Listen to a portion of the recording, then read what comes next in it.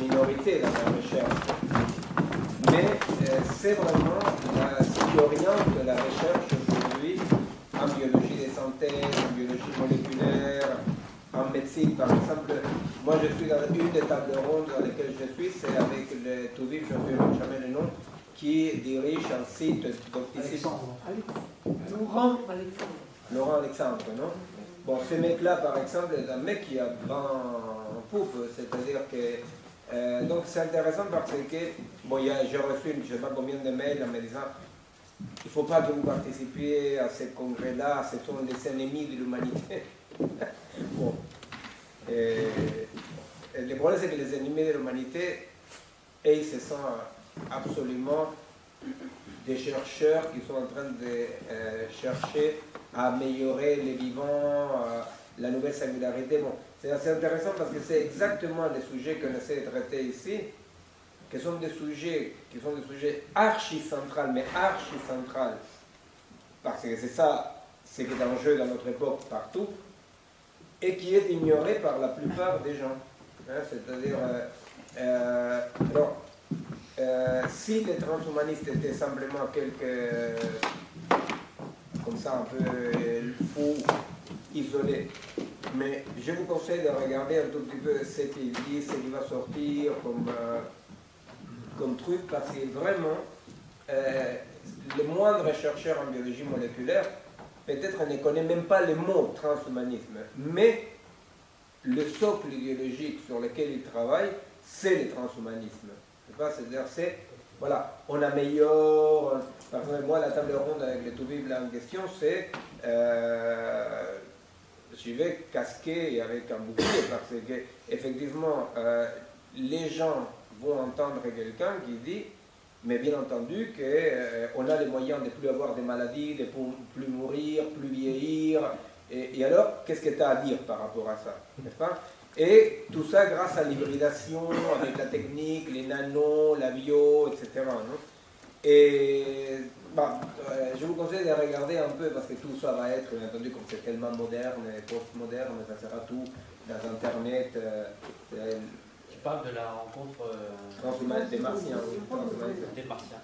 Ouais. J'imagine que ça sera. Donc vous parlez de la rencontre transhumaniste. Qui a eu lieu à Paris, là? Qui aura lieu. Ah, qui aura lieu. Mais ils sont tellement en avance que je pense que mon intervention, elle est déjà sur Internet. C'est-à-dire... J'ai compris le trait d'humour.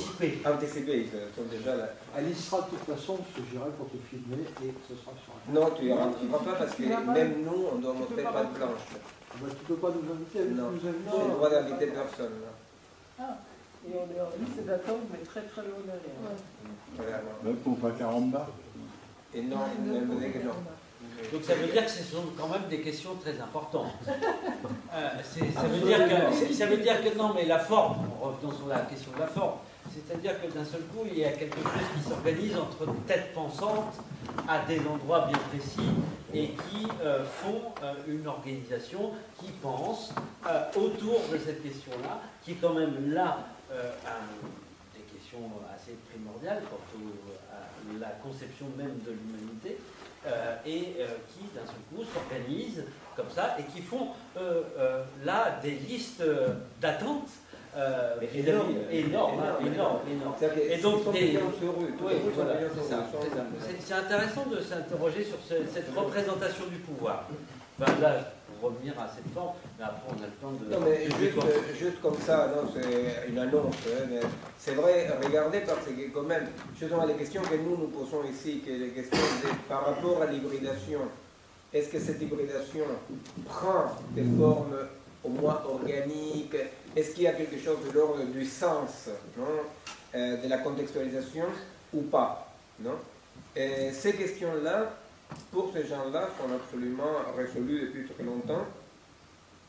Et les toujours plus, l'augmentation, la dérégulation de tout organisme vivant ou culturel, etc., ça les semble aller de soi, vous voyez? C'est-à-dire, à tel point que vraiment, hein, c'est-à-dire, moi je regrette un tout petit peu d'avoir dit oui, pas seulement pour les mails que je reçois, mais parce que pense que malheureusement aujourd'hui, par rapport à ces gens-là qui sont vraiment, vraiment le haut du panier dans la recherche, je vais me trouver dans ces situations dans lesquelles expliquer face à un mec qui a écrit Vaincre la mort, qui est généticien de recherche, expliquer les mécanismes de régulation organique qui déterminent que la mort soit nécessaire, vous voyez, des conneries comme ça, c'est-à-dire, je crains que la seule lecture que ce type d'hypothèse peut avoir, c'est une sorte d'obscurantisme total. Il dit, bon, le mec, il est un ayatollah, et vous voyez. Donc, c'est pour dire, parce qu'il y a quand même quelque chose comme ça qui est en parallèle avec ce qu'on essaie de comprendre ici, parce que ce qu'on essaie de comprendre ici, c'est à travers les formes artistiques, cette question-là de l'hybridation. Hein. Vous vous rappelez quand on discutait un tout petit peu du travail sur plateau organisé par Nicolas, quand on disait, bon, il y a eu un moment dans lequel tout était organisé à travers des consignes aléatoires. Hein. Donc c'était qu'un agrégat. Est-ce qu'émerge quelque chose ou pas, n'est-ce pas, la forme. Ces questions-là, ce sont les questions centrales que dans ces milieux-là des chercheurs est une minorité contestataire qui dit il y a une question de contextualisation. Par exemple, d'un point de vue médical, puisque la table ronde, la première à laquelle je participe, c'est médecine. Bah, en tant que tout vive, dire, bon, effectivement, si tu te coupes un doigt, ou si tu as une appendicite aiguë, bah, je t'opère, bah, pas moi parce que ça c'est mal barré l'autre, on vous opère d'urgence. Bah, c'est parfait, quoi. Et alors il dit, bon d'accord, et si tu as un Alzheimer, je te régule les problèmes de dégénérescence neuronale. Ah bah c'est parfait. Donc, à cette idée-là, vous voyez, ah c'est parfait, non, de réparer. C'est très compliqué de dire quelque chose, c'est ce qu'on va en partie aborder d'une façon ou d'une autre en dialogue, qui est l'idée justement d'Artaud, hein, le concept d'Artaud, d'une unité intégrée en soi, qui est le corps sans organes. Hein, l'idée qu'il existe une unité intégrée en soi qui préexiste même les organes. Hein. Et alors, d'un côté, il y a effectivement le corps modulaire, hein, dans lequel ça ne fonctionne pas, je te l'échange, je t'améliore, je t'augmente. Le concept artistique et philosophique du corps sans organes, c'est ce qu'aujourd'hui, vraiment, on a beaucoup du mal à expliquer dans des termes qui soient acceptables, non pas scientifiquement, mais rationnellement. L'idée d'un corps sans organes. Alors bon, François nous a fait la gentillesse de préparer un travail là-dessus. C'est pas, et il va nous parler de sa recherche. Hein, les articulations, c'est à nous de les faire, de poser des questions. Et on voulait, comme on a dit la dernière fois, que ceci fonctionne beaucoup plus comme un séminaire de recherche, dans un dialogue, c'est-à-dire nous va pas nous faire une conférence, introduction, développement et conclusion.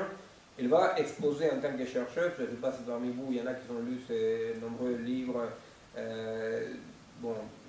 si vous connaissez un peu son travail ou pas, en tous les cas il va intervenir par rapport à son travail de recherche, d'écriture et d'enseignement. Et donc ça serait bien de profiter de son expérience et sa recherche pour dialoguer, hein, depuis ce qui nous intéresse. Alors merci beaucoup. Alors, le fil pour moi est difficile oui, à prendre. Oui, s'il vous plaît. Donc, on n'entend pas bien. Je vais me situer quand même. Ah, c'est déjà mieux. Voilà. Je vais me situer, je suis vraiment dans le... Oui, ça va ou... Encore un peu, oui. Allez. Voilà, hein, là on entend mieux. Quand j'entends Miguel, je suis toujours un peu... J'essaye de comprendre et de saisir le fil, tous les fils qu'il nous donne, parce que je ne suis vraiment pas dans ce domaine, hein, de recherche. Alors, bien sûr, on est tous dans le domaine de recherche en même temps. Là, qu'on essaye de saisir, de saisir le problème de notre époque, de comprendre vers où on va, qu'est-ce que c'est que cette non-humanisme, le transhumanisme et autres. Mes recherches, moi, m'ont porté vers le théâtre. Ça, c'est un premier point. Et le théâtre, bien sûr, alors là, je rejoins Miguel, comme le lieu de recherche sur le monde, sur la vie, bien entendu. Ça, c'est un premier point. Ensuite, un deuxième point important qui fait qu'effectivement, il y a des liens qui peuvent s'établir, c'est que j'ai essayé de voir comment notre théâtre occidental peut dialoguer avec d'autres formes de théâtre à travers le monde. Voilà. C'est déjà un point important, et je pense que c'est pour ça qu'avec Miguel on peut se retrouver, c'est que qu'est-ce qui, dans notre esprit, doit changer au contact de l'autre, alors que ce soit l'autre en tant que personne, que ce soit une autre pensée, que ce soit d'autres possibilités de concevoir la vie et le monde. Donc je vais parler essentiellement, moi, du rapport sur lequel j'ai beaucoup travaillé, à savoir de la rencontre du théâtre occidental avec les théâtres d'Asie. Ça, c'est un point de ma recherche fondamental. Et du coup, parlant des théâtres d'Asie, bien entendu, sur le chemin, je trouve Antonin Artaud et le théâtre balinais. Celui-ci apporte une vision de ces théâtres auxquels on est peu habitué, même quand on s'intéresse au théâtre d'Asie. Donc je vais essayer un petit peu de questionner les regards qu'on peut avoir, m'arrêter aussi, parce qu'effectivement, c'est ce que je disais, on disait tout à l'heure, bon, il n'est pas question de faire une conférence là-dessus, hein, ce n'est pas le problème, le propos. Le propos, c'est qu'à chaque étape de ce questionnement, on s'arrête, on se dit qu'est-ce qu'il y a d'intéressant et qu'est-ce que nous, aujourd'hui, on peut tirer de ça. Alors, je vais aussi expliquer, j'ai essayé donc, je me suis spécialisée plutôt, puisque quand même je suis universitaire, je le dis, donc on est dans des domaines de spécialisation, donc je me suis spécialisée sur ces théâtres d'Asie, sur cette rencontre du théâtre occidental avec le théâtre d'Asie, et souvent mes rencontres et mes études ont été faites par coup de cœur. La première rencontre fondamentale, pour moi, a été quand même le spectacle du théâtre, les spectacles du Théâtre du Soleil. Et c'est à partir d'une vision, des spectacles que j'ai pu voir du Théâtre du Soleil, que je me suis dit, je me souviendrai toujours, c'était Richard II, ce n'est pas un hasard, bien sûr, Richard II, Henri IV et la Nuit des Rois, c'était dans les années 80, et j'ai vu cette rencontre entre Shakespeare et les théâtres d'Asie, et je me suis dit, oh, c'est tellement beau, je veux savoir pourquoi. Et c'est comme ça que j'ai amorcé ma thèse sur l'Orient, qui s'appelait à l'époque l'Orient Théâtre du Soleil. Pour savoir qu'est-ce qui se faisait, qu'est-ce qui se passait, c'était des spectacles auxquels on était peu habitués. Donc, qu'est-ce qui pouvait interroger notre vision occidentale par rapport à ces théâtres. Donc, c'est comme ça que s'est fait petit à petit la recherche. Et à chaque fois, effectivement, le dernier, là je fais un saut, puis après je vais arriver à terme, le dernier livre que j'ai fait, c'est un livre d'entretien avec un metteur en scène aussi qui m'a profondément émerveillée. Je pensais apporter aujourd'hui, mais en 1 heure c'est un peu trop rapide. Alors là, c'est un Taïwanais, c'est l'inverse d'ailleurs, c'est un peu le hasard, mais enfin, c'est un Taïwanais qui montait le Roi Lear de Shakespeare dans une mise en scène d'opéra chinois. Il y a un livre, toi, dans Oui, voilà, c'est ça, c'est un livre d'entretien. Et je me suis dit, là aussi, c'est quelque chose de tellement fort. J'oublie que c'est du théâtre chinois, c'est pas le problème. Voilà, c'est Shakespeare. D'une manière ou d'une autre, et je me dis, voilà, comment ces cultures se rencontrent et qu'est-ce qu'elles produisent de merveilleux auquel on n'est pas habitué. Donc c'est ça mon interrogation, et c'est aussi Artaud, qu'est-ce qu'il pose comme question par rapport au théâtre en général et à partir des théâtres d'Asie. Donc c'est un petit peu de ça que je vais vous parler pour qu'on comprenne effectivement, moi je dirais mon problème c'est comment on désoriente la pensée. Comment, alors ça c'est vraiment quelque chose qui m'a toujours intéressée. J'ai beaucoup de mal aujourd'hui à l'université, je le dis aussi, parce que j'ai l'impression que dans le monde universitaire, au lieu de nous laisser vraiment rechercher, balbutier, et puis je dis aussi faire des erreurs. Parce que c'est aussi ça le propre d'un chercheur. C'est de temps en temps de se tromper. On essaie de ne pas le faire trop souvent, mais enfin bon, de chercher, d'ouvrir des pistes, de se dire là, ah non, c'est pas bien, puisque ce que j'ai dit là n'est pas juste. Moi aussi, quand je relis certaines choses que j'ai pu écrire à certains moments, je me dis, oh là là, non, ça ne va pas. Mais on a besoin de ça. Or, aujourd'hui, on nous cadre. Alors ça, c'est pour répondre aussi à Miguel. On nous cadre. On nous apprend même à parler. Alors, c'est bien, il faut qu'on sache parler, il faut qu'on sache s'exprimer, il faut qu'on ait une pensée claire, c'est certain. Mais en même temps, il y a des mots par moment que certains emploient, que le profane que nous sommes ne comprenons pas. Or, je pense que qui se conçoit bien s'exprime clairement. Et dans le monde universitaire, souvent, j'entends des mots que je ne comprends pas moi-même, étant de l'autre côté, en entendant des collègues. Donc, je trouve que ça, c'est tout à fait dommageable pour que la pensée évolue, se pose. C'est ce que tu disais tout à l'heure, d'ailleurs. On ferme. C'est incroyable de fermer quand même l'accès de personnes à des problématiques qui nous intéressent et qui nous passionnent aujourd'hui. Bon, je trouve que ça, c'est quand même à dénoncer. Donc c'est pour ça que je pense qu'il y a vraiment, dans un savoir universitaire que je défends par ailleurs, parce qu'il faut effectivement qu'on sache penser, qu'on sache s'exprimer, qu'après on sache aussi remettre en question. Et quand je suis devant des étudiants, je leur dis toujours, je suis là pour vous apporter des connaissances, c'est à vous après de les remettre en question. Je ne suis pas là pour vous apprendre à penser et à faire un rouleau compresseur. C'est ce que je ressens un petit peu dans le monde d'aujourd'hui, et c'est pour ça que, bon, le terrain dans lequel je m'exprime, moi, c'est cette rencontre des cultures. Cette rencontre des cultures bouleverse quand même notre conception, décentre notre façon de penser et nous permet d'aller peut-être, si ce n'est plus loin, enfin de regarder le monde un petit peu autrement. Alors il y a cela, et il y a effectivement ce qui se passe autour de nous, politiquement, scientifiquement, que quand même l'histoire de ce qui s'est passé, de cette sonde qui est arrivée, c'est quelque chose d'absolument merveilleux qui nous bouscule. Et je dirais qu'en relisant Artaud, pour vous en parler aujourd'hui, je pensais à lui, je me disais effectivement, dans cet univers, il y a des énergies, il y a des choses qui se passent. Artaud parlait de ces énergies qui vont au-delà même de ce que nous, on peut penser. C'est dommage aussi, je me suis dit depuis longtemps, mais là c'est revenu bien sûr, que dans le théâtre, on ne prenne pas assez en compte ces problèmes de cette découverte des univers, même plus de l'univers aujourd'hui, mais des univers qui s'ouvrent à nous. C'est quand même quelque chose de fantastique. Qu'est-ce qu'on est dans ce point de l'univers? Bon, rien du tout, on est un petit élément. Bon, 30 ans, 40 ans, on fait des recherches, puis tout d'un coup, quelque chose arrive. Enfin, c'est absolument magnifique. Éprouvant aussi pour la pensée et pour nous, pour notre orgueil d'être humain, parce qu'il faut quand même dire ça. On a envie d'exister, d'être les meilleurs du monde, d'être les premiers dans le monde, au centre du monde, la France en centre du monde, enfin, ainsi de suite. Donc il faut quand même apprendre effectivement à relativiser ces différents, je dis, pour certains, qui effectivement, c'est pour ça que je vous regarde protester, vous avez tout à fait raison, mais pour certains c'est encore ça. Alors qu'il faut apprendre vraiment à montrer qu'il y a d'autres pensées, d'autres systèmes de pensée, d'autres façons de concevoir le monde et la vie. Bien, tout cela était une entrée en matière, en quelque sorte, et c'est pour ça que je vais vous parler. Alors, je regarde l'heure, bien sûr. Non, mais tranquille. C'est juste, moi, pas on a le temps. Et puis, je vais vous inviter à rapprocher vos oreilles et à couper les micros. Pourquoi?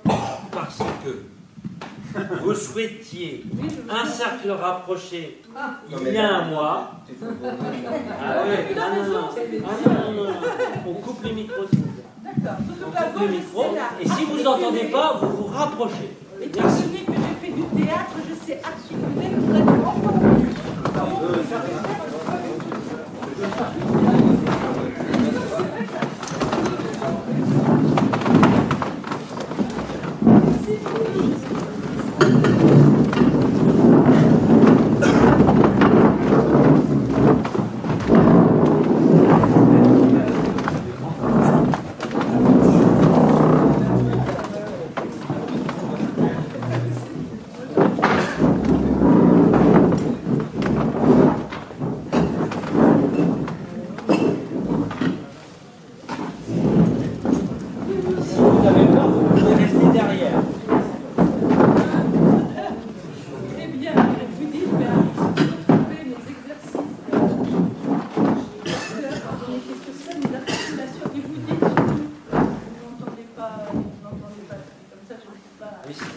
Bien entendu, vous pouvez me demander, excusez-moi, j'ai pas bien entendu. En fait, on est dans une relation très humaine. Et je regarde le public, c'est pour ça, je vais aller protester. Oh, trop humaine. J'aime bien protester, vous dites, je vois votre regard, hein, il y a quelque chose qui ne passe pas bien. Bon, donc je reprends l'élément de comparaison entre la pensée donc, occidentale et la pensée asiatique. Alors je vais revenir, je vais faire faire un peu d'histoire. Je vais mettre le contexte, comme on dit, d'une manière universitaire. Je parlerai bien sûr de cette rencontre des théâtres d'Asie dans le théâtre occidental, mais avant je vais rappeler, parce que ça c'est intéressant aussi bien au niveau du théâtre, mais que de notre histoire politique et géographique, l'image qu'on a eue longtemps des cultures, disons, on ne disait pas asiatiques, orientales. Les premiers contacts pour nous, alors surtout aujourd'hui où la Chine est si importante, n'est-ce pas, avec ce qu'on appelait l'Orient, le Proche-Orient, l'Extrême-Orient, mais c'était plutôt le Proche et le Moyen-Orient, ça a été quand même les voyages des grands explorateurs, hein, de Marco Polo, d'autres personnes encore qui sont allés voir les pays, ces pays-là, et on nous a rapporté des récits complètement fantastiques, imaginaires, de ce qui se passait dans ces pays. Ça a alimenté une grande partie de notre imaginaire collectif pendant un ou deux siècles. Il faut attendre à peu près le XVIIIe siècle et puis des voyages qui ont été facilités pour qu'un contact se fasse un peu plus sérieux au-delà du fantasme qu'on pouvait avoir. On disait que là-bas c'était le pays des amours languissants, comment on peut dire ça, des harems, des amours langoureuses et autres. Au XVIIIe siècle, il y a un échange un peu plus important et il y a surtout, c'est pour ça que ça aide aussi à comprendre notre époque. Il faut aller dans l'avenir, il faut aller aussi dans le passé. Il y a eu des compagnies des Indes vers 1660 qui sont créées, c'est-à-dire des échanges commerciaux. Et donc ces pays-là sont devenus l'enjeu. Un acteur qui est là, qui dit son texte, bon, plus ou moins d'une manière expressive, on ne saisit pas forcément. Le geste va aider à faire comprendre les tempêtes intérieures, c'est-à-dire les mouvements intérieurs du personnage. Est-ce que tu ne penses pas que les tempêtes ne sont même plus intérieures, que les tempêtes est une composante, une composition? Ah, c'est tout un problème. Oui, bien sûr. Oui, très bien. Parce que l'idée, tu vois, c'est-à-dire, par exemple, tu dis, un chien, tout être vivant, un mammifère, mettons, il est capable de comprendre un peu l'intentionnalité d'un autre être. Mais cette intentionnalité n'est pas forcément de l'intérieur. Oui, je comprends. Alors, tu vois, est-ce que les tempêtes, c'est quelque chose auquel on participe ou c'est quelque chose de dedans, tu vois? Mais je ne trancherai pas. Non, mais bon, Oui, c'est ce qui se pose comme rencontre. Voilà, et pour essayer d'expliquer aussi ça, un élément intéressant, c'est quand on voit par exemple le travail d'acteur. Ça, c'est vraiment très... Voilà. Je me souviens toujours, j'avais fait venir effectivement des gens qui faisaient travailler les étudiants sur l'opéra chinois. Moi, j'expliquais un peu ce que c'était. Et puis après, il y avait quelqu'un qui venait sur le plateau, qui les faisait travailler. Les étudiants m'ont regardé. Madame, qu'est-ce qu'on fait? On ne fait que répéter. C'est vrai. C'est-à-dire que le travail, alors ça c'est aussi bien dans le théâtre indien, dans le théâtre chinois, dans la musique, voilà. Bon, il y a quelqu'un qui vous montre les gestes, et moi je l'ai fait une fois, je me suis amusée une fois 1 heure simplement dans le cours. Je dis bon, on pousse les tables, les chaises et on voit comment on fait. Effectivement, qu'est-ce qu'on fait? Répète, effectivement, le geste et on chante d'ailleurs avec. Voilà, on prend telle attitude, telle autre attitude, et voilà. Et un acteur d'opéra chinois ou d'autres formes répète. Alors après, justement, j'ai interrogé ce que tu disais. Je disais à l'acteur, je discutais avec eux, je disais cette fameuse intériorité, c'est pour ça que je dis. Et votre personnage, à quel moment vous le trouvez et tout. Alors, on m'a apporté une réponse, mais je ne sais pas, voilà. C'est-à-dire qu'à force, effectivement, c'est pour ça que c'est intéressant, à force de répéter le geste et tout, au bout d'un moment, quelque chose qui se crée en toi, qui crée le personnage. Et tu vois, donc... Mais tu vois, par exemple, ça me regarde pas trop, mais par exemple, moi au Japon, je participais comme tout le monde à la cérémonie du thé. Oui. Et alors donc, c'était très compliqué, tu vois, parce que, effectivement, les mecs qui faisaient la cérémonie du thé, ils ne se posaient nullement la question qu'est-ce que ça signifie pour moi. La question c'était s'absenter absolument en tant que... C'est-à-dire que tout moi intérieur ne peut être que du bruit dans le système, pour dire comme on dirait maintenant, qui interférait, non? Parce que la question c'était justement devenir la chose, signifie devenir la chose en s'oubliant soi, en n'ayant aucune antériorité. Oui. Non, oui. Alors là, au Japon, je pense tout à fait. Après, pour les autres, je ne sais pas exactement. Mais là, c'était évident que Et les questions des occidentaux qui ont été invités à la cérémonie étaient absolument à côté de la plaque, parce que, tu vois, pour l'occidental, c'était style les films intimistes d'Amalric, mais toi, qu'est-ce que tu ressens? Moi, j'essaie de ne rien ressentir du tout, tu vois. Mais oui, non, mais c'est vrai, il y a tout ce jeu, ça c'est certain. Moi, j'aimerais bien, madame, que vous repreniez le fil de votre pensée, donc à partir de Brecht, comment il a pris conscience de la distance en voyant donc les estampes japonaises. Vous en étiez arrêté là. J'aurais voulu que vous poursuiviez. Pour les estampes Brecht, pour les estampes japonaises. Comment il a pu prendre conscience de la distance, et bon, on peut élargir du jeu de l'acteur, du théâtre, du rôle. Bon, Brecht, je dirais, il a vu des acteurs chinois sur scène. C'est plus l'acteur sur scène qu'il a vu, qui a fait qu'effectivement il a eu. Alors, comment il a eu? Là, alors ça va être absolument. J'ai pas d'éléments, disons, précis. Je pense qu'il avait déjà cette notion de comment créer cette différence de l'acteur et de son personnage. C'est exactement les mêmes problèmes après quand Artaud va voir le théâtre Balinet. Moi j'ai vu du théâtre Balinet, j'ai pas ressenti ce qu'a ressenti Artaud, bien sûr. Donc lui, il s'est dit, là, je vois cette différence. Parce que Mei Langfang est un acteur d'opéra chinois qui jouait le rôle d'une femme. Hein, et ça, comme il y en a beaucoup dans l'opéra chinois, les onagata. Et c'est vrai, enfin, ces personnages-là, quand on les voit, quand on voit un personnage de femme joué par un acteur, je ne sais pas si vous en avez vu déjà, d'opéra chinois ou même d'opéra japonais, tout d'un coup on se dit, mais là je vais employer des mots, il y a une quintessence, on va dire, excusez-moi, bon, de la féminité telle que peut-être nous, on ne saurait pas le représenter en tant que femme. Voilà, il y a cette vision-là, alors cette distance peut-être pour arriver à, alors qu'est-ce que je vais dire, aller au plus juste, hein, pour en parler, au plus juste, voilà, du personnage, de la représentation qu'on fait là. C'est peut-être le rapport aussi qu'il a avec l'objet masque ou costume. Là, il n'y a pas de masque. Là, il y a. Oui, et puis avec le corps, la façon dont il travaille le corps, il a observé.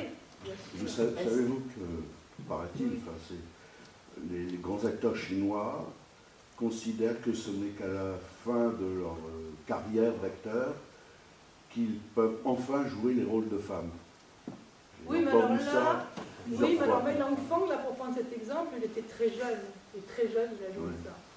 Il était très jeune. Quand on voit, enfin, on a quand même des... Et ensuite, on ne peut pas réduire les notions de personnage ou de représentation à une simple focalisation sur cette boîte dont parlait Miguel tout à l'heure, sur le théâtre. Non, un corps en lui-même renvoie à une cosmologie, à une cosmogonie, à une téléologie. Je vois, il y avait un film au moment où l'empereur japonais, Hirohito, vient signer donc devant, sur le bateau, donc le traité de cessation de la guerre. Et les jours d'après, le gouvernement américain lui impose d'aller devant son peuple pour simplement dire « je ne suis pas Dieu ». Non mais... Oui, non, mais j'imagine. Vous voyez ce que je veux dire, je comprends très bien, donc la représentation d'un personnage ne peut pas être limitée à une étude théâtrale. Non, moi, un corps en lui-même renvoie à des notions de temporalité différentes, de culture différente, de perception du corps par rapport au corps et de soi à soi et surtout de soi par rapport au groupe. Et puis je dirais, là ça me fait, vous voyez le terme à la mode, rebondir, mais vraiment, effectivement, c'est aussi par rapport à une culture. C'est-à-dire que la représentation sur scène d'un personnage obéit bien sûr à, comme vous dites très justement, à la façon dont une culture conçoit déjà le corps. Ça, c'est évident. Là, il y a toute une étude à faire dans la culture japonaise. Hein. Alors, je vais prendre la culture indienne, c'est parce que c'est un petit peu différent, vraiment. La culture japonaise, la culture indienne et la culture occidentale, bien sûr que le rapport que nous avons à notre corps n'est pas le même. Ça, c'est évident. Il y a vraiment, là, ce sera creusé, bien sûr, mais pour l'économie, par exemple, des gestes, enfin, quand on voit... au Japon, c'est évident, dans la cérémonie du thé, mais même quand on voit les gens dans la rue, c'est pas la même... Même à l'Artillé ? Comment ? Même à l'Artillé ? Oui, encore. Bien qu'on sent la différence. Maintenant, il y a, voilà. Non, On mais est tout à fait d'accord. Donc il y a un hein. truc très grossier Mais- par rapport à ça que tu mais peux oui, bien identifier, tu vois, par rapport à comment Mais oui, quand même. le corps dans la ville, par exemple, un truc très grossier, comme ça, que ça pas le théâtre, et tout ça. Mais par exemple, si tu mets en parallèle deux cultures antagoniques, tu vois, la culture latino-américaine ou italienne et le Japon. C'est très drôle de voir comment pour un Japonais, aujourd'hui, comme il circule dans le métro, par exemple, comment son rapport avec la personne qui crie, tu vois, toi tu es en Italie, ça fait casser la gueule le mec, tu vois. Il y a un mec qui crie bonjour, bonjour, et qui dit par où il faut circuler, et qu'il ne sent pas seulement aucune agression faite contre leur corps et leur circulation, leur liberté des mouvements, mais effectivement, c'est un rapport au corps qui est normé par des gestes, qui sont des gestes qui, dès l'extérieur, ordonnent la chose. En tant que dans la culture latine, quand on voit ça, la première chose qu'on a envie, c'est de tout casser, de s'aborder, de traverser quand le feu est rouge, n'est-ce pas? C'est un truc grossier, mais dans un rapport dans lequel il y a une croyance que la liberté d'action vient de l'intérieur ou qu'elle vient de l'extérieur. C'est-à-dire que pour un Japonais, quand il va, je ne sais pas, je l'ai dit au Brésil, pour me dire c'est un peu de bordel, mais disons, quand il va à Buenos Aires, mettons, tu vois, restons amis, quand il va à Buenos Aires, il ne voit pas des gens libres en train de circuler dans la rue. Il voit des barbares assujettis à des pulsions qui n'arrivent pas à la liberté, entre guillemets, qui donne seulement quand tu as un cadre très rigide qui est transmis depuis des millénaires, non? C'est-à-dire, mais vraiment, c'est une opposition. Ah, oui, oui. Et justement, du coup, je pensais, j'ai des étudiants japonais, des étudiantes, disons, japonaises qui arrivent dans mon bureau, qui ne diront jamais tout de suite directement ce qui ne va pas ou qu'est-ce qui se passe. Ils s'assoient, ils sont là. Alors, bon, maintenant je commence un petit peu à connaître, mais non, il y a effectivement des gestes, une attitude, une façon de s'asseoir. Est-ce que ça va? Oui, tout va bien. Bon, je sais que ça ne va pas bien, mais bon, on me dit comment on va arriver à s'exprimer l'une et l'autre et petit à petit. Oui, c'est ça. Donc même aujourd'hui, oui, pour répondre à la question. Non, je posais cette question parce qu'on est quand même aujourd'hui dans une réalité très complexe à l'échelle du monde entier. Et dans une même société, dans une même culture, tu trouves de l'archaïsme, puis du modernisme, voire du post-modernisme, voire du gentrificisme, etc. Et tout ça fait qu'aujourd'hui, c'est très compliqué d'appliquer un schéma cartésien pour essayer de comprendre les choses. Oui, il ne faut pas enfermer et dire c'est comme ça. Hein. On ne va pas faire voilà, le persan qui arrive et qui dit voilà, on est tout à fait d'accord. Mais là aussi, je rejoins Miguel, c'est vrai que dans le métro, hein, dans le métro à Tokyo, enfin, on se rend compte là. Est-ce qu'on pourrait, excusez-moi, je voudrais vous inviter à faire une expérience. On peut faire une expérience? Non, tu as déjà bordelisé tout avec ton Merde. truc. Je sais pas, vous pouvez faire un petit peu. Il y a une question. Oui. Est-ce que vous ne croyez pas Pendant que que la par question- rapport à la thématique art et époque, justement, nous sommes au cœur du problème. À savoir qu'aujourd'hui, ce qui se passe par rapport à ce que vous voulez dire, c'est que c'est mondialisé, tout est réduit au même niveau.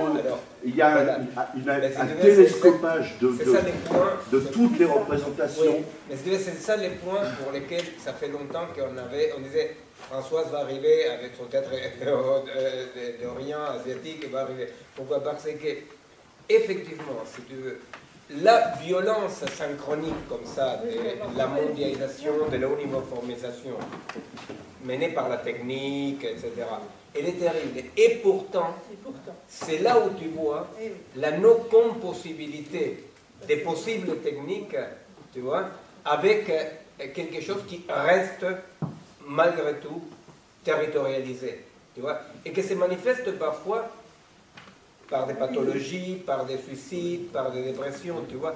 Mais effectivement, là, dans les travaux de Françoise, que vraiment je vous invite à lire ces bouquins parce qu'ils sont très intéressants, passionnants.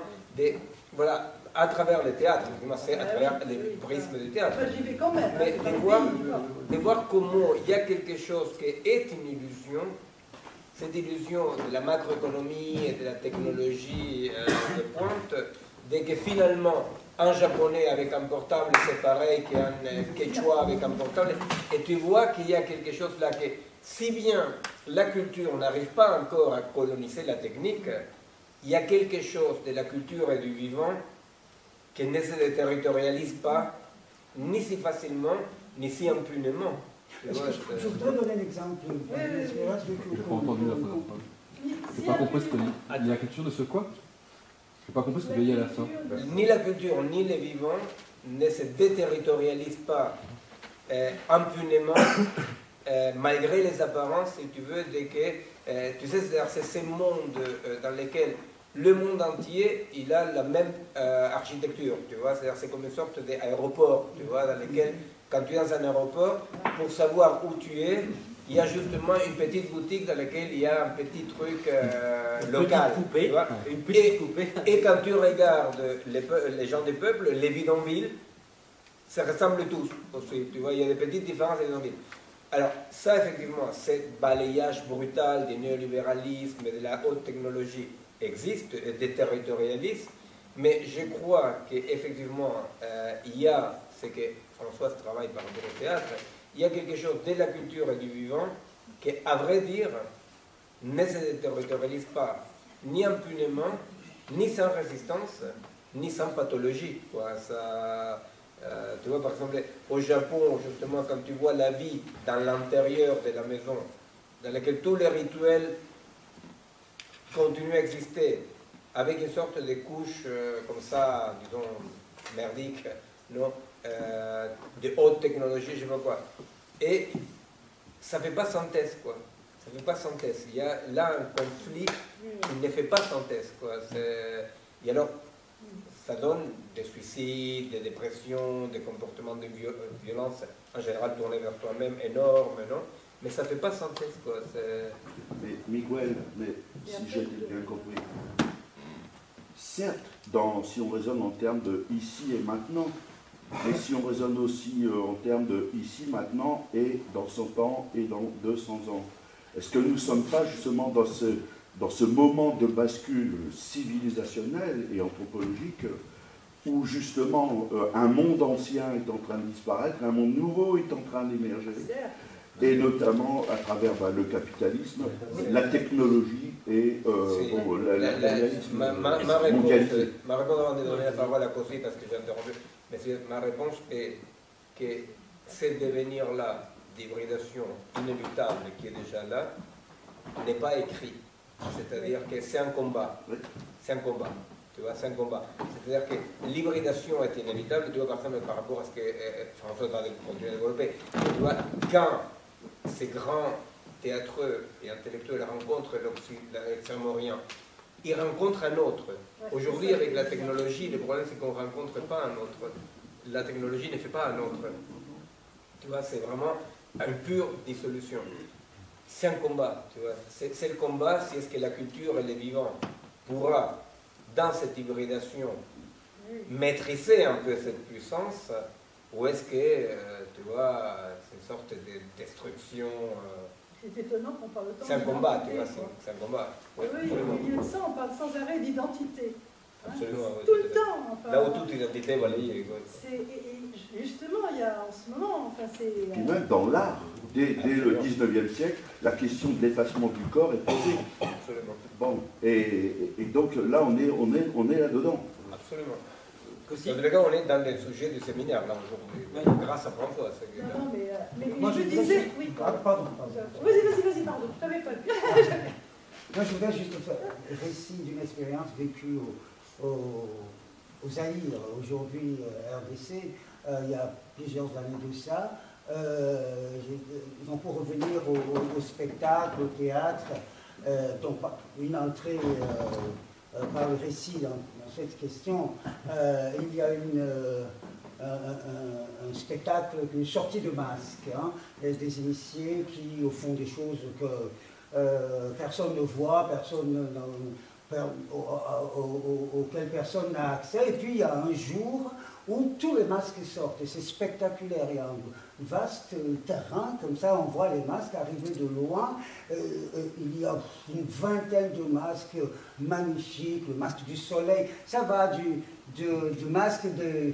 Alors moi c'est les bouffons, pour aller vite, c'est deux personnages qui tournent autour de ça, vibrillonnent autour de ce spectacle de masques, le masque du chevalier, le masque de la fiancée, et il y a plein d'histoires qui se racontent en même temps. Le chevalier amoureux de la, je ne sais plus qui, la sorcière veut le détourner, mais pendant ce temps, il y a de jeunes initiés, des enfants de 12 ans qui arrivent au fond avec le masque de la lune, le masque du soleil. Ça va de la vie sociale, de la vie intime, de l'amour à la cosmogonie. Et tous ces masques,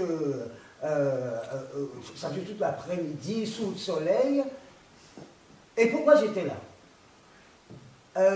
D'habitude, ça se passe dans ce village. Les gens du village alentour sont les spectateurs. Et j'étais là parce que j'étais à la capitale et qu'on savait qu'il y avait des gens qui font du théâtre qui étaient là. Et donc quelqu'un qui vient de ce village, qui a fait des études d'économie aux États-Unis, qui est un personnage très solennel. Et il est harcelé par ces deux personnages que j'identifie à des bouffons. Et les touristes américains, juste pour finir, les touristes américains sont allés dans un petit hangar qui était construit à l'écart de cet espace où les danseurs et les acteurs vont changer de masque. Mais comme c'était le seul endroit couvert où il y avait de l'ombre, évidemment, les touristes américains, avec leurs caméras, sont allés se mettre à l'ombre. Alors, les acteurs et danseurs avaient quelques difficultés à se changer. Bon, j'imagine que si ça se passait par ici, on expliquerait à ces gens qui n'ont pas leur place là, que ça s'appelle des coulisses. Mais, qu'est-ce qui s'est passé? Les deux bouffons sont allés chercher des boîtes de conserve et deux bambous, ils ont attaché les boîtes de conserve et ils sont allés filmer. Avec cette imitation de caméra, ils sont allés filmer les touristes qui filmaient. Donc, ils bouchaient le champ. Et donc, les Américains sont sortis tout naturellement et les bouffons sont partis en riant et les acteurs sont allés se changer. Voilà, je voulais juste raconter ça. Je ne sais pas quelle est la connexion que ça a à voir avec la question. Juste par rapport... Non, c'est très intéressant. Non, bon, je voulais juste te dire un truc.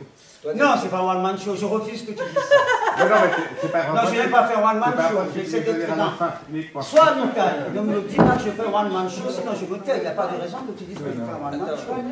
Je voulais dire un truc par rapport à ce que tu viens de dire. Non? Et moi, je pense que c'est pas d'un optimisme fou ce que tu dis, que peut-être là, rien n'est touché. Parce que je crois aussi, je vois comme ça en Amérique latine, je vois quand même que la capture de la part de la marchandisation, du réseau des touristes n'est jamais totale. Que toujours voilà, n'est jamais totale.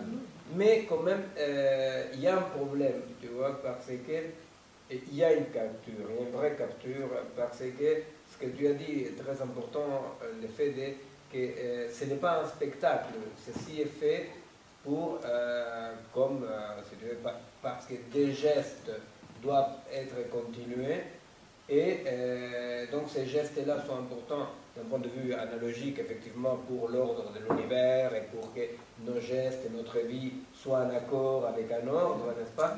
Et que l'éruption d'un regard avec une puissance d'autre type, tu vois, c'est une guerre de puissance à la fois vue d'un point de vue chamanique, il y a une autre puissance qui apparaît qui va s'approprier, va faire interférence par rapport à l'adresse de l'acte, tu vois. Et donc l'Américain avec ses dollars est une puissance qui fait interférence, qui empêche qu'un cycle s'accomplisse. Et ce cycle-là est un cycle dans lequel ce qui est transcendant doit être sous condition de l'éphémère. Tu vois, c'est un peu comme les mandalas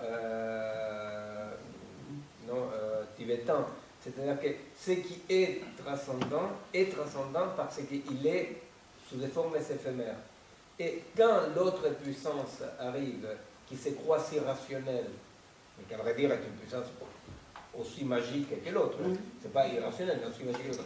Quand la puissance du dollar et du regard touristique arrive, il y a une interférence qui crée une problématique chamanique de l'âme condamnée, tu vois, l'âme en peine, tu vois, parce qu'il y a quelque chose du cycle qui n'arrive pas à s'accomplir, tu vois. D'abord, il y a une adresse à l'autre qui pervertit et modifie l'acte, parce que petit à petit, tu vois, c'est-à-dire les dollars qui arrivent, ils peuvent échanger tout, tu vois, tous les dollars d'un seul Américain qui tout à coup est content et te paye, équivaut, tu vois, au travail de toute l'année d'une personne dans un village, par exemple. Alors, donc c'est une puissance très très forte qui a comme conséquence chamanique, et je ne parle pas chamanique dans le sens irrationnel, non, chamanique dans le sens plus profondément culturel, qui provoque une problématique d'âme en peine, tu vois, c'est-à-dire parce que, effectivement, ce qui doit retourner au cycle de la corruption, reproduction, fécondation, est interrompu par cette force, cette autre puissance qui est donc du coup diabolique, elle est néfaste, tu vois. Et alors, le problème aussi, c'est que du coup, j'obtiens, comme par cette perversion, tu vois, quelque chose de faustien, tu vois, j'obtiens par cette perversion dans laquelle je permets ça, des dollars qui me permettent de, du coup, ne pas faire le travail que je faisais dans les champs, tu vois, avec les animaux dans les champs. Bon. Alors, je pense que, comme toi, je crois qu'il ne faut pas sous-estimer la possibilité de créer des voies de résistance d'un peuple. Mais je crois aussi que la force horizontale, tu vois, comme ça, du dollar, de la haute technologie, elle crée des courts-circuits dans le chamanisme organique, non, qui organise une société, qui sont dans tous les cas très dangereux, tu vois, qui déstructurent beaucoup, beaucoup. Donc, c'est compliqué, tu vois, il ne faut pas donner une réponse ni oui ni non, effectivement. Je dis quelque chose est en cours. Oui. La question que je pose, qu'est-ce que ça change que ça pourrisse en forêt ou que ça pourrisse au mur d'une villa à New York? C'est une question que je pose. Dans les deux cas, ça pourrit, et si le processus, c'est le pourrissement, alors... Oui. Voilà. Mais juste un mot par rapport à ça. Les chamanismes, la magie américaine et la magie de la non-reconnaissance de tout être invisible. Il n'existe pas des êtres invisibles dans les croyances scientifiques, tu vois. Donc, dans les processus de la rationalité magique de l'Occident, parce que c'est rationalité métaphysique, magique, tu vois, c'est pas très rationnel, mais dans la magie rationaliste et scientiste de l'Occident, les êtres invisibles n'existent pas. Tu vois. Et ça, même d'un point de vue scientifique, est très compliqué. C'est-à-dire, quand tout à coup tu adhères à une rationalité où la question américaine typique, c'est mais qu'est-ce que ça change?